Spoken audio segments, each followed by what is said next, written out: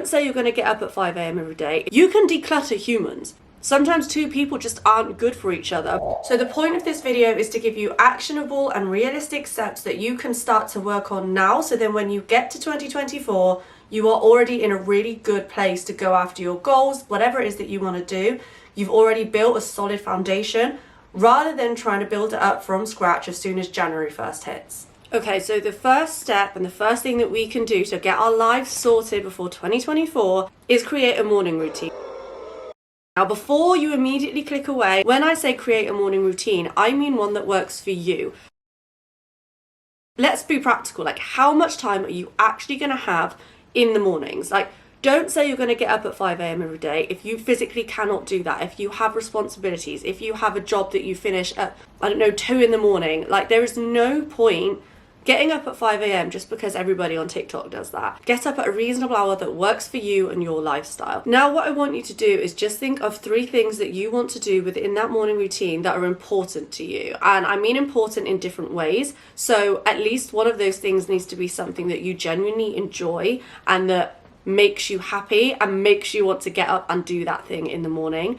And then the other things are going to be things that are really setting you up for the day. And what types of things can you do in that morning to really help build a foundation for the rest of the day? That's ultimately what I think a morning routine is building a foundation for the rest of the day. Now, that can be your mental health, that can be your productivity, that can be your health and fitness, whatever kind of works for you. But there is no point having a morning routine that makes you feel miserable because you are not going to stick to it. You are giving yourself something positive first thing in the morning. That is going to set you up in a good way.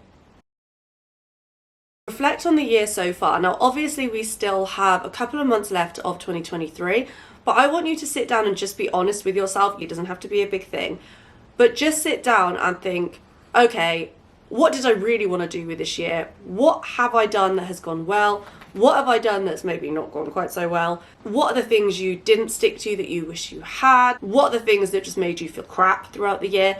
Really be honest with yourself about the good and the bad from this year, and then that is going to give you a reasonable basis to go off of what you want your next year to look like. Which brings me on to step number 3. So by visualization, I know that sounds really woo-woo and people will be like, nope, absolutely not, and skip on to the next one. But it honestly does work, and I'm a very practical thinker. And I wouldn't say this is something that I found necessarily easy to implement, but it's definitely something that I have found really, really useful. The things that I did to try and help me be able to visualize is looking at things like Pinterest, creating vision boards, etc. I then, after doing those kind of practical things where I can see those images, see what they look like, I then just take 10 minutes, close my eyes. It's almost like forcing a dream. So really trying to get emotionally invested in a forced dream, but you're not dreaming because you're awake. You're imagining it through your eyes of what your perfect year/life is going to be, and kind of getting those emotional triggers. Those emotional triggers in themselves are so motivating to make you carry on aiming for those goals and aiming for that life. It's also going to make you realize that actually, I'm not really bothered about those things. Those things I thought on paper were things that I really wanted to have in my life, but when I actually sit down, think about and try and visualize myself living in that situation, it doesn't excite me. I'm not that excited about it. Like, I don't actually care about it that much. And that will then allow you to really understand what you truly, truly want your life to look like. So when you then start setting your New Year's goals, you base your goals on that life that you genuinely want.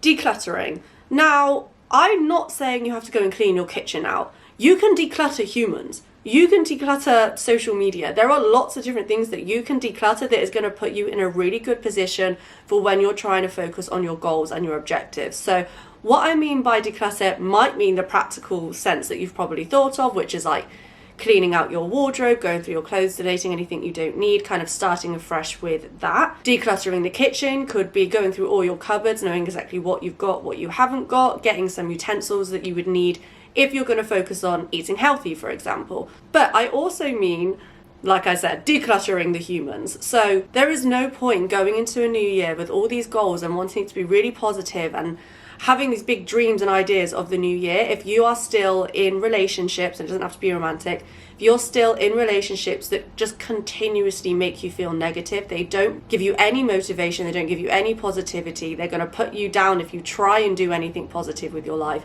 Relationships that just aren't serving you and you're getting nothing positive from it. It is hard to determine whether relationships are positive or negative for you, especially when it's family, because you give family more leniency. People that you've had in your life for a really long time, you give them more leniency.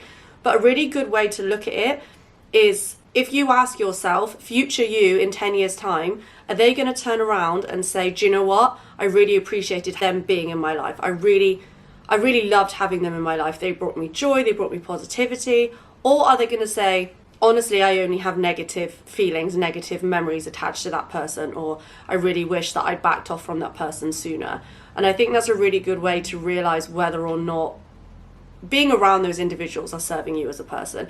And sometimes, and I just want to say, it doesn't make those individuals bad either. Like, we are all so different and personalities can just clash. Like, opinions clash, personalities clash, and sometimes two people just aren't good for each other, but they're amazing for other people. So I'm not saying that people are terrible or inherently bad and you need to cut them off. Sometimes there's just relationships, friendships, people around you that it just doesn't work. Another thing that you can declutter is social media. Now, social media can be a great thing and it can be really motivating, and I've tried to basically curate mine in a way that I find motivating, that really works for me, my beliefs, anything that I feel kind of positively impacts me. I've tried to set up my social media to look like that. Ways you can do that is clicking not interested or do not want to see on posts that when you see them you immediately feel crap. And if you do that enough times, the algorithm will then start to pick up, okay, this just isn't serving them, this isn't something that they want to see anymore, we won't do that.